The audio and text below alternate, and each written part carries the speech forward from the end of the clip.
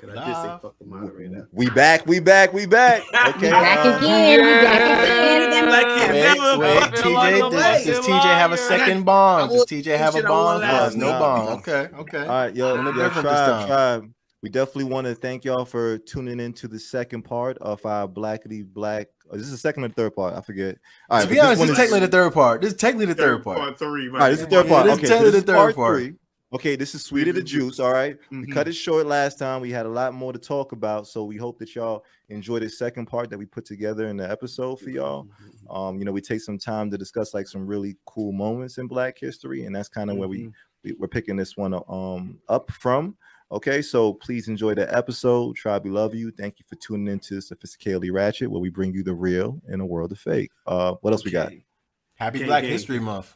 Yeah. Oh, yeah. My name is Every day is Black History Month. Every motherfucking day. Every day. Thank you, guys. It's just good. This is a dope episode. Listen to this one. The Sweet of the Juice. Let it go. Facts. All right, y'all. Yes. Enjoy. Yeah, I love some sweet. Spoiler alert. All right, so look, last week we actually we ended up doing a Black showcase where we talked about some real influential people in Black history, and we wanted to just bring some light to people who we know restructured what Black excellence is, or like set at least like the bar at the time for like what Black excellence is or whatnot. Now, this week, we're kind of doing something a little bit different. We actually want to talk about moments in Black history and just kind of shed some light on to moments that we feel like were important in Black history, okay? So because I got the oldest John up in here, all right, I'm going to go first. And yeah, I'm going to take y'all back, all right, everybody? All right, I'm going to take you back to 1811, okay? All right. In a time machine. All right. Now in 1811, there was this I don't want to call it little, but I gotta say little because it doesn't receive as much publication about what happened. And this incident was the Louisiana Rebellion of 1811. Some people call it the German Coast Uprising. Okay, and this was started, I believe, January 8th, 1811. All right. Okay. So the reason why I wanted to speak about this was because it was one of the largest slave rebellions in the U.S. at its around this time or whatnot. And this is something that's coming off of the heels like the Haitian Rebellion, where Haiti kicked the French ass and had Napoleon in a fit, and rightfully so. But okay. No. I said it's right. It happened right after. After. That was so. Correction. You said 1891. What year did you say? 1811. The Louisiana Rebellion happened. Oh, it happened in 1811. Okay, awesome. Yes. Okay. He coming for you, bro. Make sure you got your facts. Shout out to the Haitians, though. By the way. Yeah, facts. Shout out to the Zoe. We missed to allow you to go forward without getting your shit. Exactly. I was going to roast him if he tried some shit. Don't even worry about it. But look, anyway, but I think what had happened anyway with the Haitian Rebellion is like France was just shook over the fact that like all these Black people got together and they started just kicking ass or whatnot. All right. So as far as the 1811 rebellion, though, it was the orchestrator of this particular moment in time was a dude named Charles DeLon. Okay. He had a white father. He had a Black mother, and he was the overseer on this plantation called the Arbury plantation. Okay. Now, and as you know, like the overseers, they pretty much were punishing enslaved people. They kind of got a few more rights as they lived on, some of the plantation land, but they were still like indentured servants at the end of the day. So, enslaved. They were enslaved. I don't want to keep calling them slave. They were enslaved. All right. While on this plantation, he hooked up with two brothers. Okay, Cook and Quaman, and I believe like Cook and Quaman were kind of bringing all this news about like how Haiti rebelled and it became its own republic and this, that, and the third. And also around this time, Black people was getting more familiar with like using arms and having weapons because they also served in like the war and everything like that. Before that as well. So having so many Black people in one area kind of just like gave light that there can possibly be a rebellion. of some sort, especially coming off of, like I said, what we've seen in Haiti or whatnot. So in Louisiana, okay, they used to have meetings or like where they would sell goods or whatnot at this place called Congo Square.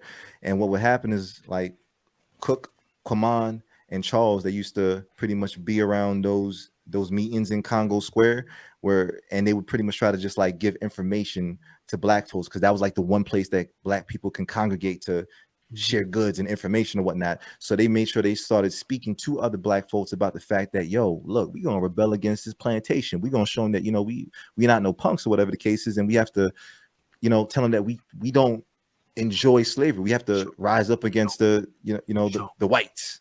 What's up? Go ahead. No, I'm adding. Show them. So pretty much what happened on this particular day, which is named Epiphany Sunday. Hey, I'm sorry, it's close to my name. They went they actually on the Andrew plantation, they ended up sneaking into Andrew's main house. Okay, it was about 25 slaves that snuck into his home one night, and they caught him while he was sleeping, and pretty much they started trying to like juke him, stab him, you know, they was trying to get at him, kill him or whatnot.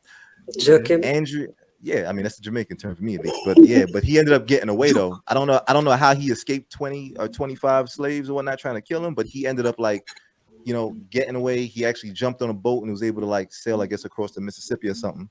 So during this time, you know, the 20 or so black guys, they actually started getting the word out like, yo, this is the time now, we're doing the uprising and whatnot. And they were ready to just like kill any white plantation owner or whoever was, you know, going to get in their way. They actually ended up killing Andrew, his son. They ended up killing his son in the same house that same night. And as they started like their march to say like, yo, we gonna get whoever, the head plantation, not the owner, but somebody who overseed the plantation as well, he caught it. You know, he seen like the small militia of black men starting to be formed. He thought like, okay, well, if they come to the farm, I'm gonna stop them. That was not the case. He actually got like a axe put to like the back of his head by Cook. Very good. Yeah, so very they good. They was about the shits. Okay. All right, so they formed so pretty much they formed like a small militia, and they started walking down the Mississippi, and they was yelling chants talking about on to New Orleans and freedom or death, and this kind of had white people in a uproar because they started having to flee the city or flee the country and start heading towards like New Orleans. That shit wasn't an uproar. That shit was terror. Could you imagine what that would be like for free white? Well, could you imagine what that would be like for white people who had enslaved these people for all this time, and now they got guns and they telling you we coming to your hood? Like they are shook. Like they ain't even no joke. I love it. Keep going. I've never heard about this, so I love it. Keep going. It's like story time. Facts. So the numbers kind of get like misconstrued with this particular event. Some people said there was as much as 200 people that were marching. Some say it was about 500 or whatnot. But like I said, they kept on marching out of Mississippi because what happened was when they got to New Orleans, they was going to set it off. All right. Now, during this time, the dude that escaped, the plantation owner, Andrew, he actually ended up warning like other forces and other small militia units, like, yo, they coming down the road and they mean business. You know what I'm saying? So they ended up trying to form like a white militia that was going to stop and I guess like fight or go toe to toe with the army that the black people had at the time. And at first they kind of evaded the first set of people trying to come and get them, but then what actually ended up happening was Andrew came back after he got stabbed up and everything. He came back and he ended up catching the platoon of the black folks that was trying to still get to New Orleans to set it off, and he ended up just like killing a lot of them. There was a lot of shooting. The blacks at the time that were marching, they didn't have like a lot of artillery and all this other stuff, so they pretty much went through their rounds with the first group of the militia who they met, but it wasn't enough to actually like overpower anybody. So what happened was they ended up having to retreat. They ended up having to run into swamps trying to get away from these white people that were going to pretty much kill them. They were hunted with bloodhounds, and the dude that actually led it, Charles Delon, they actually ended up catching him not too long after, because this thing only lasted 2-3 days at most. Damn. But yeah, they ended up catching him somewhere in the swamp. And in order to make an example of him, they chopped his hands off and they burnt him in like a haystack and everything like that. That was like his punishment. There were a lot of people that were killed when they ran into the black militia forces. They killed them on sight. And for the other people who they caught, they were trying to figure out, like, are we going to put them back in slavery, or are we going to, make an example out of them? And in Louisiana, I believe there's this place called Jackson Square. And what had happened was the enslaved people who were caught, they were found guilty. And what they did was they ended up decapitating all these black people and putting their heads on spikes that would be set down for miles and miles. Yeah, it was pretty dark.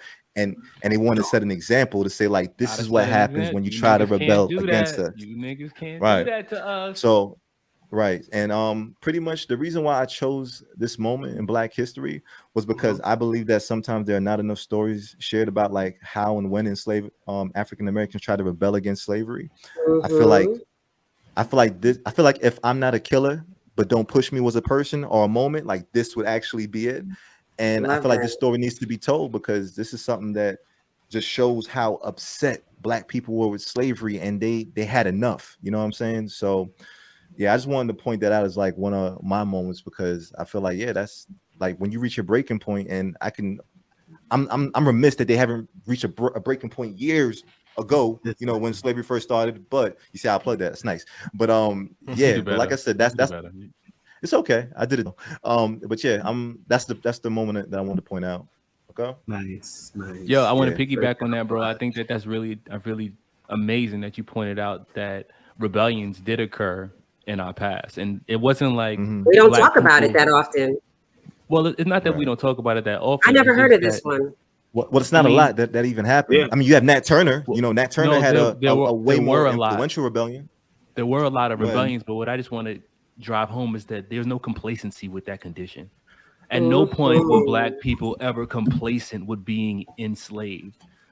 So to think that rebellions didn't happen, we'd be remiss. Okay, that has been going on for a really long time in a lot of different places during that time in history. But thank you so much for highlighting that one, and along with Nat Turner, who also didn't want to live that life no more, and because of that, he had to rebel. It's either that or die. That too. Facts. Absolutely. Yeah. So that's my moment. Beautiful. Thank you for sharing. Word. Facts. The moment of history that I wanted to share, it occurs after Flash's moment of history. For those who don't know, Spew God is big into agriculture and farming. So I chose the impact of my the ancestor George Washington Carver and his impact in agriculture, the world in the 1800s. So for those who don't know, George Washington Carver is scientist, artist. He's basically a Renaissance man. And George Washington Carver changed agriculture with his studies that he did in the South.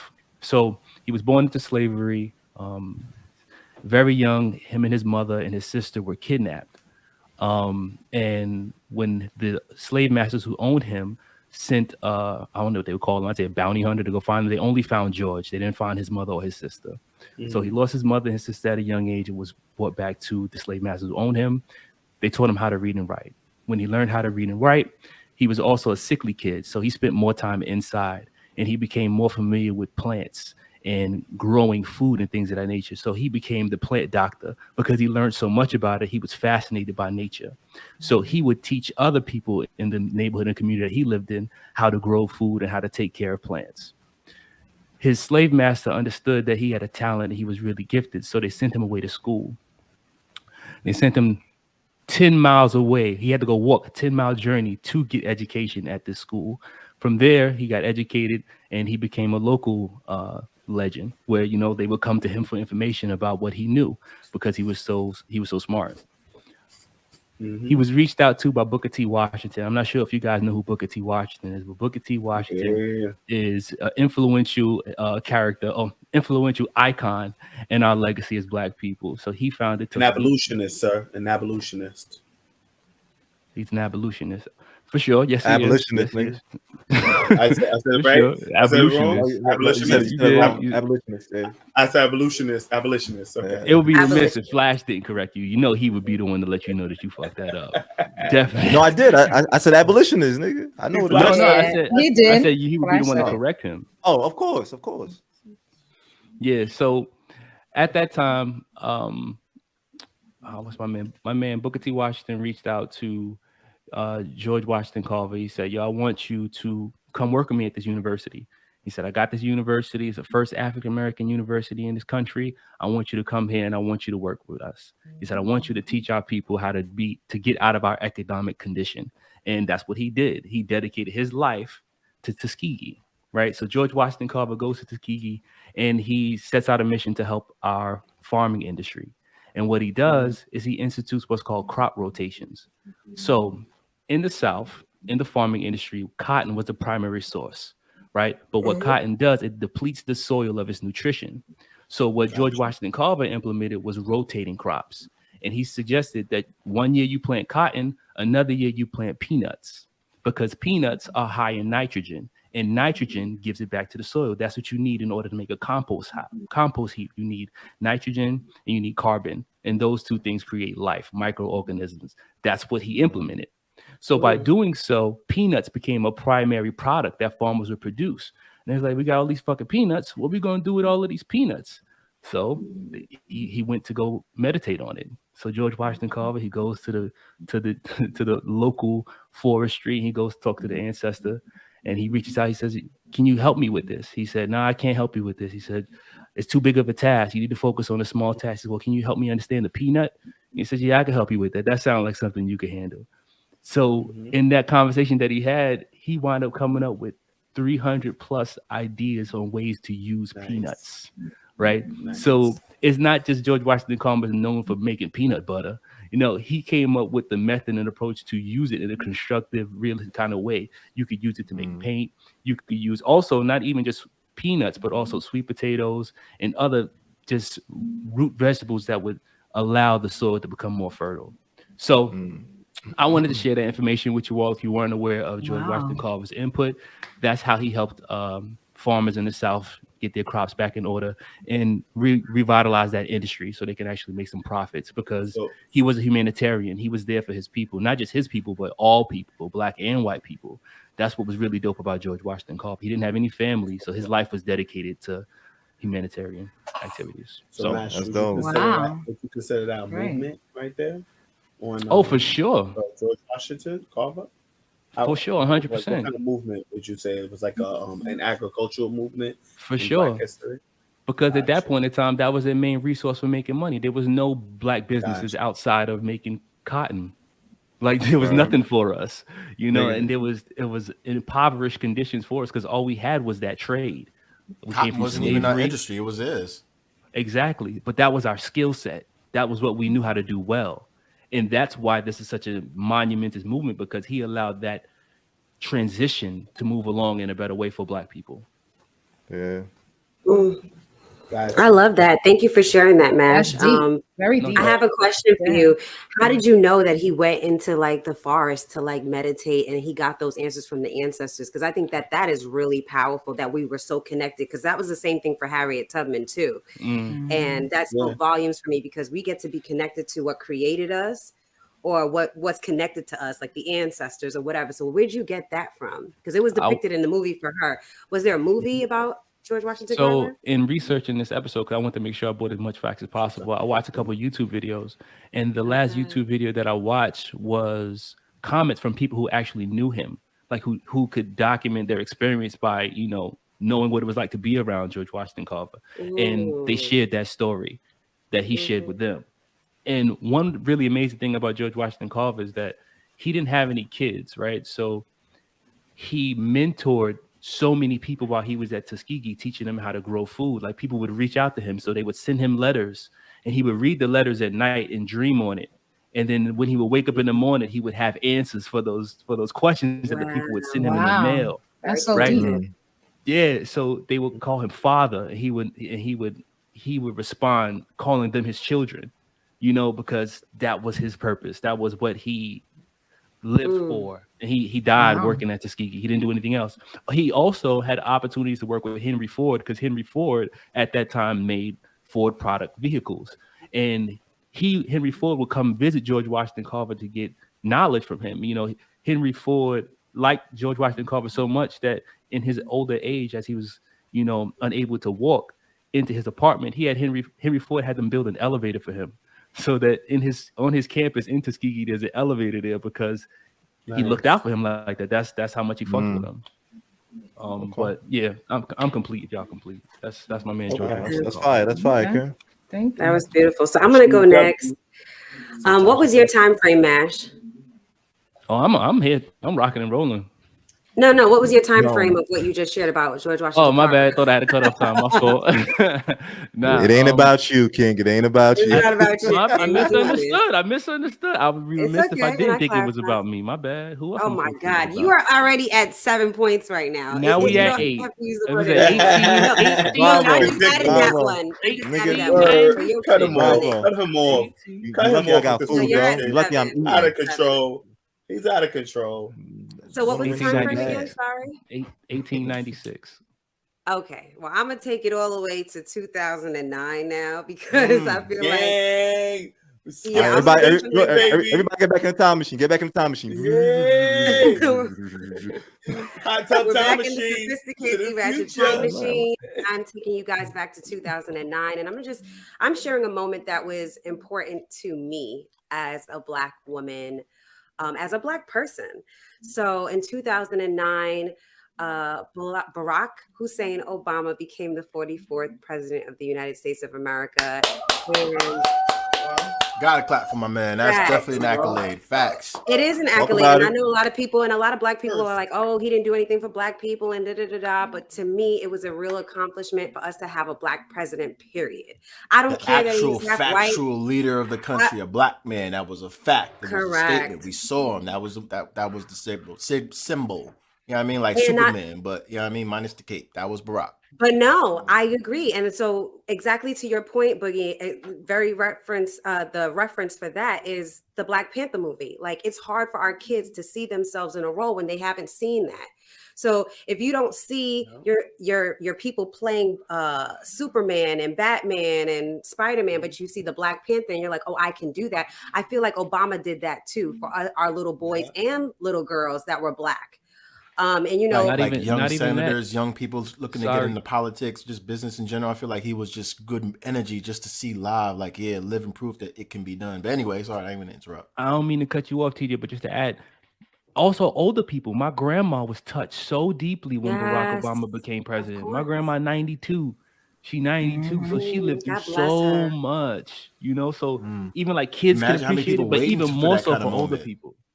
Like, people probably waiting for that for like a long time when you think about it. Like, we probably take it for granted, but you know, older generations, like especially the ones that had to kind of work harder for voting rights, that's probably has more significance to them than maybe the younger generation. Yeah, that's what I'm talking about. Yeah. And so I was going to talk about that. So I remember voting. So my moment was being online with my bestie. I love you, bestie. We've shared so many amazing moments together. Yeah, love you too. And I remember we were really nervous to vote for Obama. He was against Hillary Clinton. And it was like, do I choose a woman, a white woman, you know, or do I choose a Black man? And it was a difficult choice, but I was all for the Black man, even though he was half Black, whatever, because people were like, oh, he not full Black and his name is Hussein, and who named somebody Barack Obama? Like, what is that? Like, I was just so really many distractions. A lot. That's exactly what it was, Boogie. It was a distraction. But I remember feeling a myriad of feelings. I was happy that, you know, a Black man made it this far. I was also a little bit scared. I was like, are they going to kill him? Are they going to kill his family? He has 2 little girls. You know, he has a beautiful Black wife that's educated, and like they were like the perfect family. Like that's crazy. That came up for us. We were nervous. Yeah, I remember me and Mo talking about it. We were like, I'm nervous that he may die. They're going to try to assassinate him. Like they did Martin Luther King and stuff like that. That came up for me. We were scared doing that. And I had been, so Mo and I at the time in 2009, we were 25. Don't do our age or whatever. But Sorry, I digress. That distracted me. But anyway, I had never voted prior to that. You're able to vote at 18 years old, and I never felt connected to our history. And I joined the military at 17. I should have been voting because those things were affecting me as a soldier. But I never felt connected to our politics until he became president. And I was like, Mo, this is the first time I ever voted was at 25 because it was Barack Obama. And now I feel a little bit more connected to politics because of him. And so that was a moment for me. He served 2 terms. He ended up, he was preceded by George W. Bush and then succeeded by the Orange Man. And what else do I want to share about that? But that was my moment, and that's all I want to share with you guys. Yo, and I'm a piggyback on shout out to that. Mo. That's a good moment. Yeah. Shout out to that year. I ain't gonna hold you. That year right there when Barack Obama was running for president, I was Barack Obama all the way. I had all the shirts and stuff like that. But I'm wondering, like, what election you voted in when you was voting Hillary against Barack Obama and shit? Because that was the primary. You vote in the primaries and shit. So no. I remember having to. So not for president. I take that back. It was not for president. But when I had to choose, who did I want to like represent us as a Democrat? Primary, yes. That's not president, but you know what I'm saying. Like I had to make a choice. Like, is it a woman or is it going to be Barack Obama? So thank you for checking that. And then I also want to say, I can never forget his slogan, and it was "Yes, we can." It gave me so much pride. Yes, it was that yes, we can do this. That's $1 million slogan. Yeah. So like, whoever penned that. Yes, that was I'm gonna keep mine short and sweet. He did, technically, if you want to put it like that. But anyway, we did. He sure did. Yes, we can, and we did. Yeah, mine is in the same era because it's about Barack Obama. In a moment in Black history for me was his inauguration. That was really a big deal. I don't think people realize how big of a deal that was. Obviously we know he was the first Black president. And to see and people talked about that. I believe it was Jesse Jackson talked about being there. I want to say that in 2009, it was 1.8 million people at his inauguration. In 2013, it was 1 million people at his inauguration. He had the most people at his inauguration by a landslide compared to the rest of the presidents who served the United States. Even white people recognize how monumental this was. We all know that they built the system that we've been fighting against, and this man rose to the top anyway. Exactly. We all know the orange idiot tried to say, how he had the most, but he didn't. He had between maybe 300 to 600,000, I believe. But that was such a bringing out numbers. I love that, Queen. I love that, Queen. Bring out the numbers. Bring out the stats. Yes, I'm gonna actually fake news.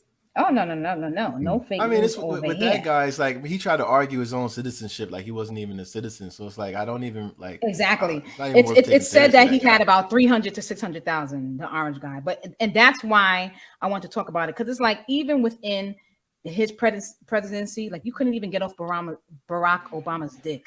Like you was so, that's how great Black people are, and that's what I'm trying to say. You're supposed to be running the country. Why are you worrying about the ex-president? Because he was so fucking phenomenal, and you wanted to be like him so much, and you couldn't. You couldn't hold a candle to his ass, and that's why I think it's like you had a hard on for him, and that's a testament to Black people and how we rock. And his failed presidency only lasted 2 years. And I think the inauguration, like I said, that was a point where people can actually go to, go down to DC and really just live in that moment. And it brought up so much for a lot of people who was there. People cried. Like I've actually saw this in my lifetime, a Black man, becoming president and everything like that. And I would be remiss too. I want to talk about this part of Barack as well. He also showed us, him and his wife, Michelle Obama, showed us what Black love is. Yes, showed us Mo. What Black love looked like. Married couple, beautiful children. And a lot of time we didn't get to see that in society. We didn't get to see a Black happy couple, and they didn't hide that from anybody. And I appreciated that so much, because that let me know that, yo, this is real. Like, love is really real, and Black love is real. And, you know, just to see that made me so happy to know that, yo, I believe in this, and I know that this can happen, because a lot of times they never showed us that. And I wonder why, you know, they never showed us. We touched on that earlier about representation, how important superheroes are. It's just how important that type of family household dynamic is. Household, you know, like that's so important, you know, like to show on TV, that what and all that portrayed is monsters both who don't know mother, what we're doing, but it's not like that, obviously. That both mother and father are there. Not only that, Michelle Obama's mother was there, so even the grandmother in the household, and how they were a family unit. And I appreciate that so much. And I just think really that the inauguration was a big. Sorry, we would be remiss if we didn't talk about Michelle specifically. Yeah, I'm still right. I'm like right. Go ahead, my fault. No, go ahead, Mash. No, go ahead. Say what you. Go ahead. I'll jump on. I'll piggyback. I really got. You just want to use remiss again, but okay. Yes, exactly. Yo, bro. No point for that. No point for that. He didn't use it right. No point. I use it right every time. I use it right every time. So just to see, try to draw a foul. Just to see, the James Black love, and of course we all better know change the rules. Michelle Obama was very educated, very involved, and to see that too, that she held her family down with riding for her husband, and never, as she always say, when they go high, right? And she stood by that, and for me, like I said, that was a moment in Black history, a moment in time. So I'm complete. Definitely shout out to Michelle Obama. I don't think I've listened to a lot of her just speeches and overall, but I did kind of watch her in terms of how she carries herself. Very, very proud, very strong. The swag that Obama has, I could I could tell how great of a just support. Just you got to read her book, Becoming. It's amazing. I've not read a book, but I feel like I should look into that. But no, I just I've always watched Obama just visually, looking at Obama, his family, the way he carries himself, the way his daughters carry himself. There's always been a respect, honor, and he never I don't look at him as something that took it for granted, took it seriously, and he was just always on his shit. So I respect him, and his wife and his family. Anyway, yeah, I'm complete. Next. Oh, you complete? It's my turn. Shake. My turn. Okay, yeah, I think I'm sleeping. All right, I apologize. I'm not asleep. I'm awake. I'm listening to everybody, but it's just my eyes. They just feel better closed. But listen, so I am going to do my moment in history. So my moment in history. Why did you do an evil laugh? My moment in history is my man Colin Kaepernick, man. I want to talk about my man Colin Kaepernick taking a knee. All right, and it's been a long journey for my guy, and if you watch it on the news, they make it seem like when did he take the knee? When did he take the knee? I don't remember. 2016, my guy. It started in the preseason of 2016, and it makes it seem they make it seem like this was some sort of a nice, cool, a cool journey for him. Actually, he didn't originally start this taking the knee. He originally started it as not standing up for the national anthem. And it started in the preseason of 2016. And he was actually protesting police brutality. And this was pretty much off the heels of two murders, which was Alton Sterling and Fernando Castile. And that's the reason why he started it that year, the whole sitting protest. After he had met what he had actually said, and I quote this way, when the reporter actually saw him, because for the first 2 or 3 games where he was sitting down, nobody really noticed it, and then a reporter noticed it, and then asked him a question about it, and he said, and I quote, that I'm not going to stand up to show pride in a flag for a country that oppresses Black people. And then he also stated that there are bodies in the street and people are getting paid leave and getting away with murder. So these are the reasons, why he decided to do the his protest, his silent protest against, police brutality. But he actually met with a former Green Beret and an ex-football player named Nate Voyer. He told him that, maybe there's a better way that he could do it with where he could still show respect to the military and continue his protest. And that's why he started the whole knee thing. That he started to take the knee. He originally sat down, then he started to take the knee. And the first time he did that was September 1st, 2016. And following that game, he donated $1 million to a few charities that promoted dealing with racial issues in America, right?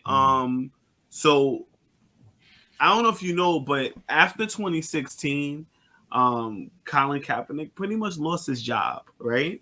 And Colin Kaepernick was out of work for a while, right? And then the whole thing sparked up again in 2018, right? The whole thing sparked up again in 2018 with a whole NFL, and this is the movement that I was talking about right here. In 2018, the whole league started they started making a rule. They made a rule against taking the knee and saying that they were going to fine players, and the players responded by a bunch of them just start taking the knee. Teams were taking the knee, and this transcended different sports. Yeah, let me just finish this part right here, brother. And then you go ahead. This transcended different sports. They were doing it in basketball, football, soccer. It was just something that kind of like. It was a protest that we all could that all of the players could get involved in and show solidarity in, and that's why I thought it was like a great Black moment, which I wanted to present to you, which I wanted to tell you guys. Also, what did you want to ask on Boogie? Right quick. Nah, that was dope shit, Shake, and I wanted to like jump on the fact that like in 2016 when he first took that knee, there was a lot of outrage. And it was because the people were trying to frame it as if he did not have respect for the national anthem. Absolutely. But not paying attention at all to the fact that he was saying, hey, our people are being murdered under having respect for the national anthem. So how can we preach freedom for all when there's clearly people that are not getting that freedom? And no one wanted to pay attention to that. Like people were focused on everything else other than what he was trying to kind of shut up and do your job.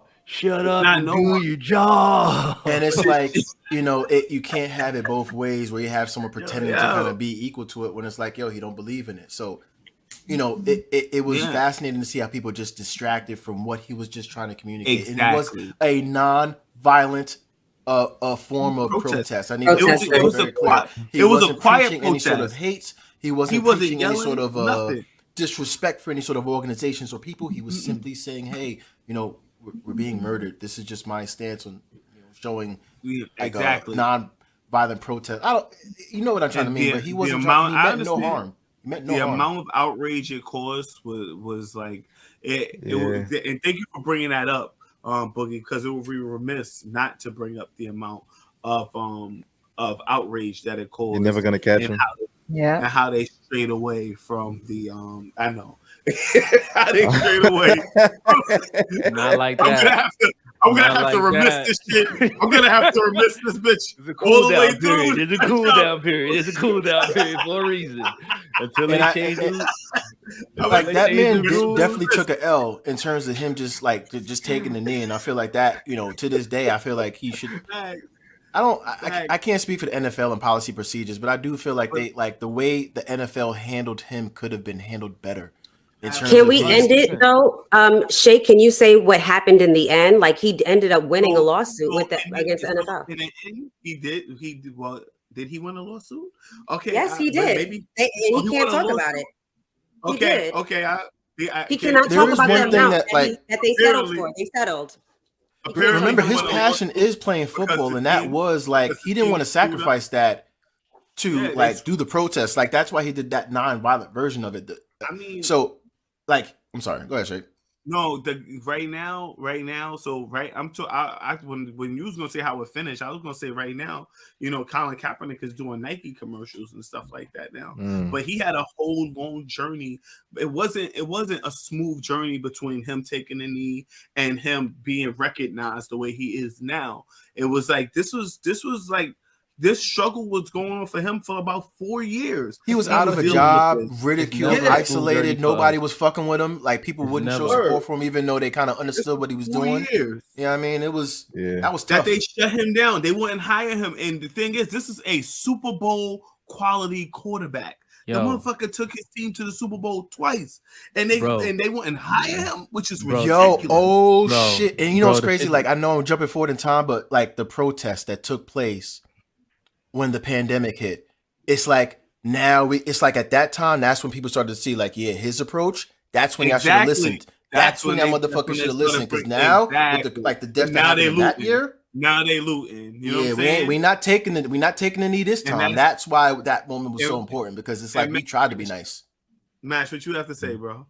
Nah, I was gonna say like the fact that Kaepernick taking the knee, it was so in your face. Like the reason why he's doing it is very straightforward. The fact that you are against it says so much about you. Like it says so much about you. And in hindsight, now we can look back at those people and like, look at you. Now we all agree that you stupid because you shouldn't have made this a thing. This could have been a conversation instead of ruining this man's livelihood. You know, can I also say something? Go ahead. I don't feel. Wait, were you complete, Mash? I don't want to cut you off. Yeah, I'm complete. Nah, I'm complete. I don't feel like it ruined his livelihood because I feel like this was his journey, and I encourage you guys, if you haven't watched his Netflix special, to watch his Netflix special. Yeah, Black and White with Colin. This is a part of his journey, and it doesn't talk about a lot about him taking the knee too much. It just talks about his journey, and I do think that his purpose was bigger than fucking football, believe it or not. You know, he was adopted by white parents. Did you guys know that? Yeah. Yeah, so and he had all the opportunities afforded to him. If you watch the show, they gave him he trained with like celebrity coaches, everything. He was on all the teams. They really, I'm not gonna say exploited his natural abilities, but they really helped him. Supported him. That's what white parents do to their children, though. His natural abilities. Yep. Yeah, I mean, I don't know if it's white parents or that's what people can afford it to for their children. Yeah, I'm about to say black parents got just as much love for their children as well. They do the same thing if they could. Like, but a lot of black parents, like say for instance, like in the inner city, right? You didn't have enough money to buy sneakers. A lot of parents didn't have the money to send them to, like the top schools or buy them sneakers or pay for their jerseys and stuff like that. So I'm just saying, that's all resource, not race. You're right. You're right about that. I take that back. But I do feel like his purpose was bigger than football. His purpose was to bring awareness. And so I know he thought that he was going to be this football player his whole life, and but it brought him to exactly where he is now. And I'm happy that he settled and he's bigger than football. And I'm proud of him. He's definitely bigger than football now, no doubt about it. He right about that. 100%. Shout outs to Colin Kaepernick for becoming the face of a movement. That Boogie is now gonna start talking about, because we're about to segue into Boogie's movement. Go ahead, bro. All right, y'all. So let me go ahead and just get right to it. Fuck the moderator. I moved on. Say less, bro. All right, so I'm gonna just go right into it. The COVID-19 pandemic in the United States is part of the worldwide pandemic of the coronavirus disease going on. In terms of pandemics, this is currently the deadliest one in U.S. history. Thinking back to when we first heard about this in 2019 or 2020, regardless of the skepticism, the initial reaction and handling from the government, especially for the former President Donald Trump, the coronavirus was something that grew so fast, spread so quickly that the entire U.S. government ordered all states to stay at home, shutting down businesses and essentially changing and transforming our way of life now that we had to stay indoors. Everyone more or less had to take this seriously. There was so much things that we had to worry about. Our rent, how are we going to work? Can we get unemployment? How does this virus work? The former president, dead ass, going on national TV, advising that ultraviolet light and disinfectant injection as a possible effective alternative to the virus. I don't know if y'all remember that shit. No, that was a fact. That was a fact. That was crazy. That happened. That happened. Like the way parents, homeowners, private businesses, teachers, children, how are they going to go on? There was so much to tackle all at once. Planet Earth had a lot of ish to deal with. Now, I'm saying all of that because I forgot about racism. I forgot about the current and ongoing struggles at that time that we as a culture, as a collective, go through. I was concerned about that type of lifestyle, the new day of life. Now that I was at home, I was concerned about the virus, my friends, my family, and the overall unknown of what tomorrow would look like. And I speak for myself only. I completely understand if this doesn't apply to you, but I don't blame you as well if it does, because of the sheer amount of things that were kind of forced upon us around that time. Now, on February 23rd, 2020, Ahmed Marquez Arbury, a 25-year-old black man, was murdered in Satilla Shores, a neighborhood near Brunswick in Glenn County, Georgia. Arbury was jogging when 3 white men decided to pursue him. Travis McMichael and his father, Gregory, who were armed in one vehicle, and their neighbor, William Roddy Bryan, who was in another vehicle and recorded the pursuit and shooting on his cell phone. After the 3 chased Arbury for several minutes and falsely imprisoned him, Travis McMichael got out of his truck and assaulted Arbury with a shotgun, then shot him 3 times as Arbury attempted to defend himself. We know this case. I could go on with the details, the cover-up, overall delay of the crime being reported, investigated, and handled, how long and how much effort it took just to get it to trial during the pandemic period. But what I want to point out, the fact is, before I read about it, I forgot how potent and consistent racism is as a whole, like, continues to be. Like, his death, that moment was a reminder to never forget. Like, in 2019, 259 people reportedly were killed by police in the United States. Just 259 black people were just killed by police in the United States. Just that fact. And I said earlier that I forgot about racism. And I think about, like, how society throws things at us and I guess made me kind of forget or maybe lose track of that. I remember after Arbery's death watching that video, and I would watch the version with the shot going off. And, like, me, myself, I immediately started thinking about Emmett Till for some reason. And just to give you a brief snap on Emmett Till, Emmett Louise Till was a 14-year-old African-American who was lynched in Mississippi in 1955 after being accused of offending a white woman in her family's grocery store. The brutality of his murder and the fact that his killers were acquitted drew attention to the long history of violent persecution of African-Americans in the United States at that time. Now, he died in 1955. I'm not going to explain why I was thinking about him in particular when I watched the Arbury video. And to be honest with you, I don't think it matters. His death was in 1955, Emmett Till. Arbery's death was in 2020. That moment for me was a big fat fuck you to every person of color, especially in light of the current situation that we're in and, like, the current pandemic and just the things that we've gone through overall.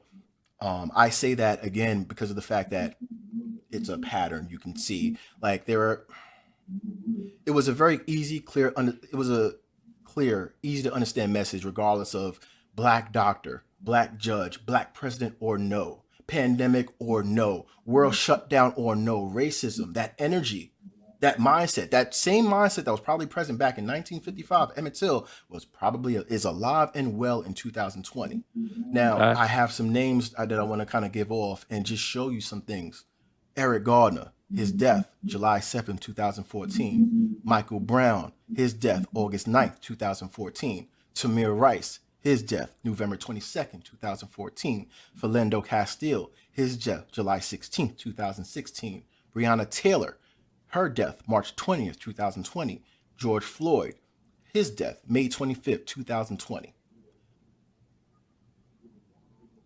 Racism has been the most consistent, and I don't like pandemics. I understand, I get it, worldwide shutdown shit, whatever. But I think about racism and the fact that it's just year after year after year after year for decades upon centuries, just of the same mindless killing, and it's a pattern at this point. Sorry. I'm so serious when I just want to say that racism in America is one of the most consistent things that we've had and still have to deal with. Breonna Taylor was murdered nearly a month after Arbury. George Floyd was murdered 2 months after that. Every single person I mentioned, the hundreds of thousands of people that I have not mentioned, they all have unique stories and just all deserving time, reflection, and mourning. But I just want to point out that the pattern was there. When I watched that video, it was a reminder to never forget, Boogie, don't fucking matter what's going on, the metaverse, fuck it. It's that pattern, that energy is still there, and you should never forget it. Unemployment benefits being extended, that was, I still don't forget. Sports being back, artists being able to tour and just get money again, I don't forget about what's happening in the past. Even having a new president now, and our first black female vice president, that's great, monumental, but I'm still not going to forget about what's going on in the past. I feel like that is the problem, and that's why we've been having this pattern, because there are things that happen to us and then we get complacent and we forget.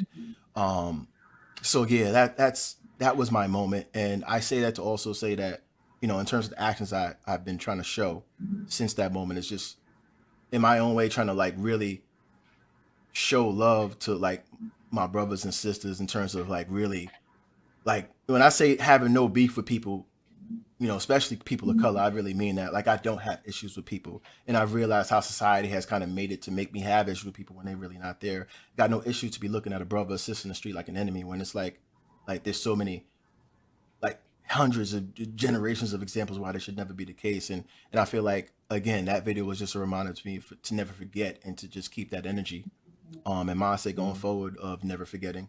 So thank you all for kind of listening to me. And I do unfortunately want to point out one last thing. On February 22nd of Okay. I'm sorry, just one last fact and then I'll keep it pushing. But on February 22nd of this year, 2022, Amir Locke, a 22-year-old black man, was killed during a raid by Minneapolis police officers. This raid was based off of a no-knock warrant, which is similar to the death of Breonna Taylor 2 years ago. Again, the pattern has always been there, and I think it's just important to never forget. So my question to the tribe and just to everyone listening, you know, team, did you ever forget? And if you did, what was your reminder? What was your moment?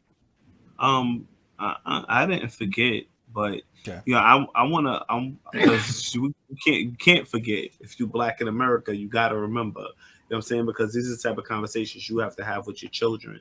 And you know, one thing that I distinctly remember about 2020, what a protest, bro. Like that was the movement for me.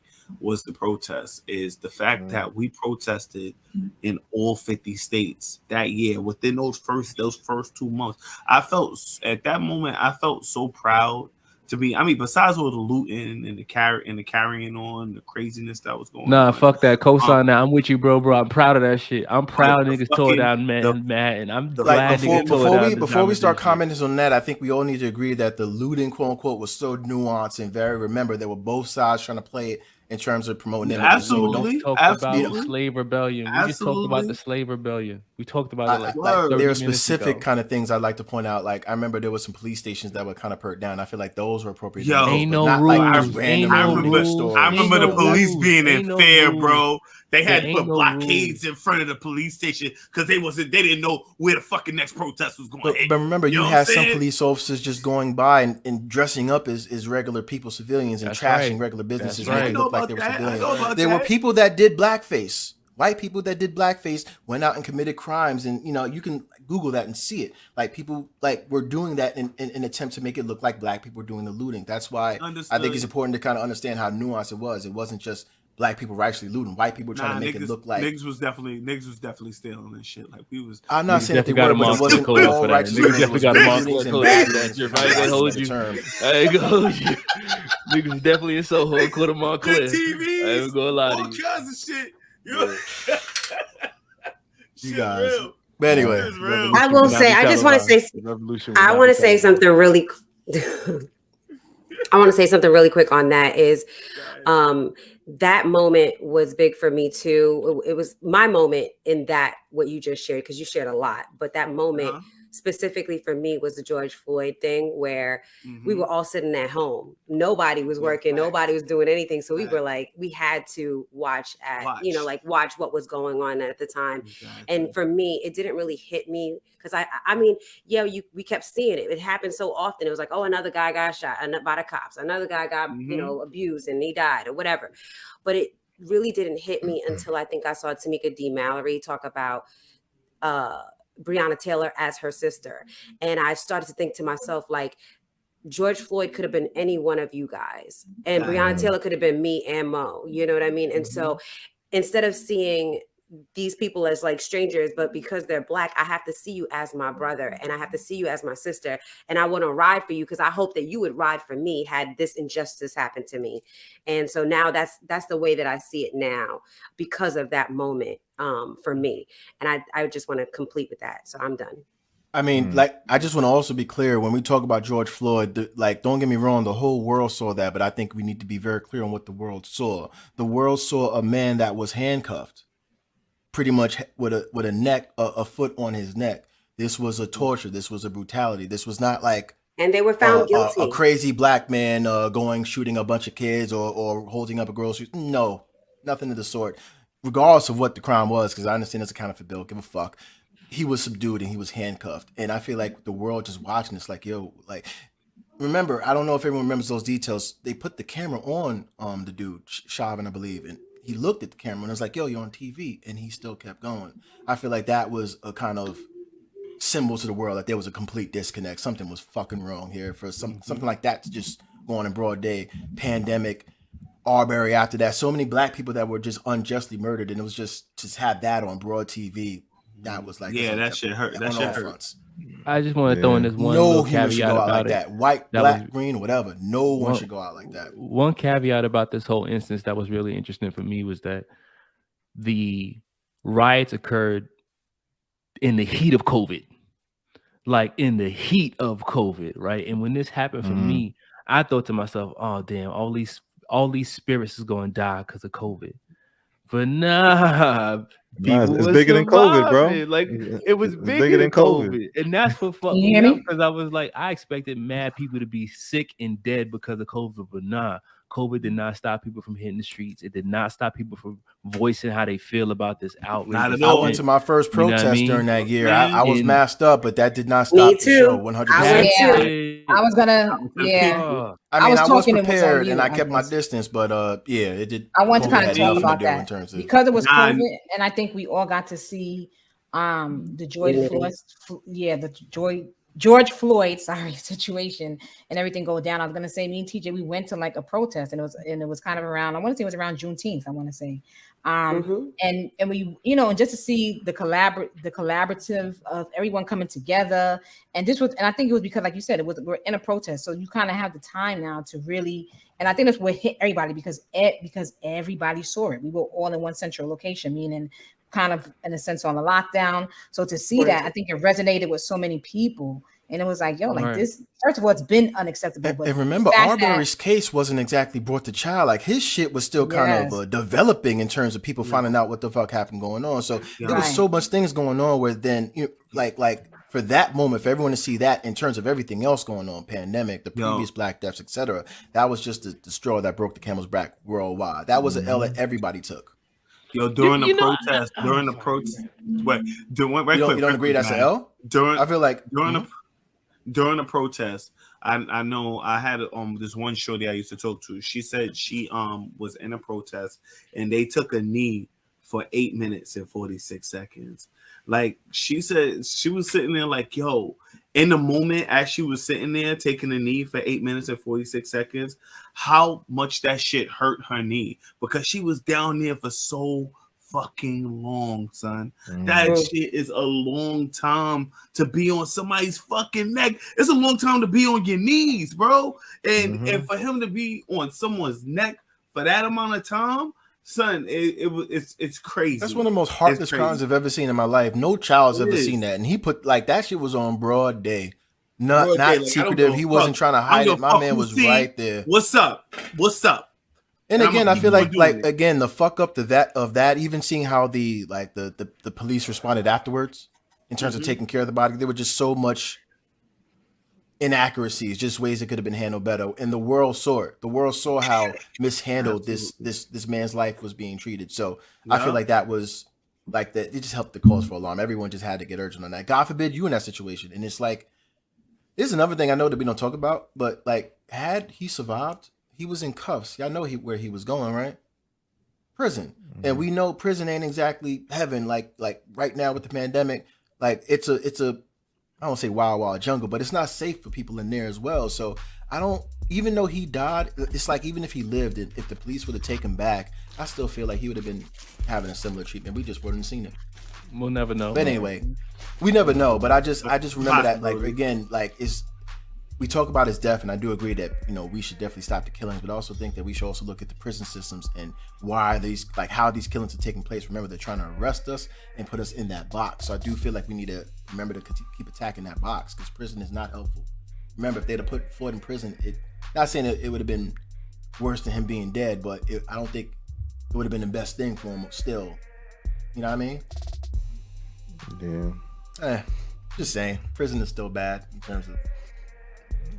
Yeah, I'm just glad, like, in response to that, just how many protests took place even outside of the United States or whatnot. And I think it is a moment in time. I think it's sad that people like George Floyd kind of have to be sacrificed for those moments. But I know that we still got a lot of work to do as a nation to get to a point where racial tension is not as sensitive or not I don't even know what to call it right now. I don't think there's no such thing. I mean, there's still killings every year, and there's like we just had one this month. I feel like that energy is still here. I just think it's hard not to think about race relations. Like once you see like a white cop kill a black dude, or you see a white anything kill any black person, it's hard to get out that mentality and not looking at it as, I ain't gonna always say it's like race first, but sometimes like that's just what it seems.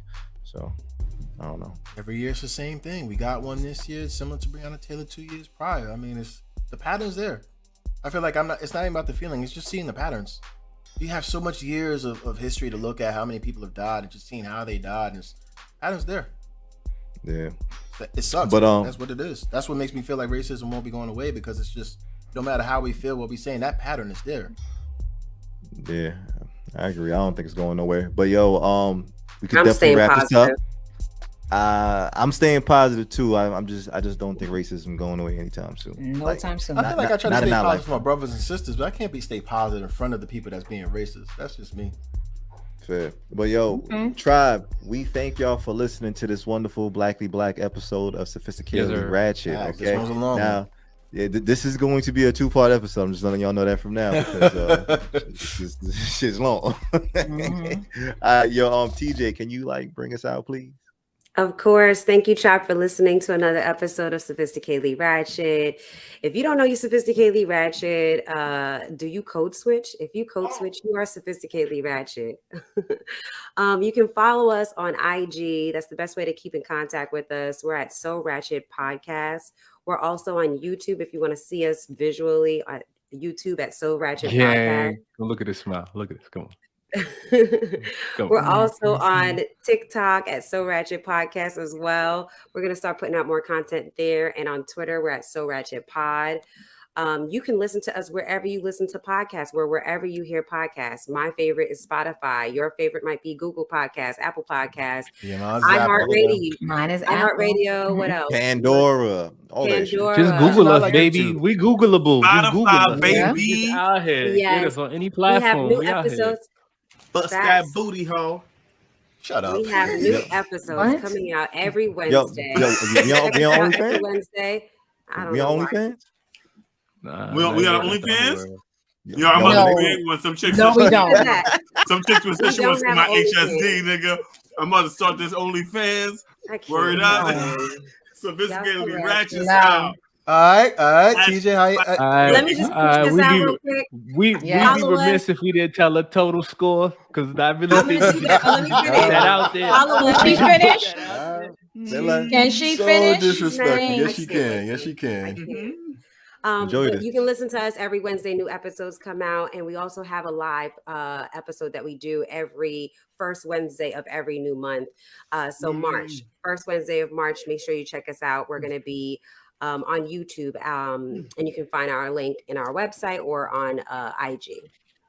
Peace out. And we got that tally listed below. Match with the OG win with that simple ass word remiss. He got 6. I got like no, he didn't have 6 yet. He had 8. Oh yeah, well he won. Fuck it. He did dunked on us today on that word. But yeah, I think that is I'm sorry, Philosopher, take us out. No, that's all right, man. Yo, Tribe, we appreciate y'all. Thank you. Black History. Thank you for listening. Look, God bless and good night.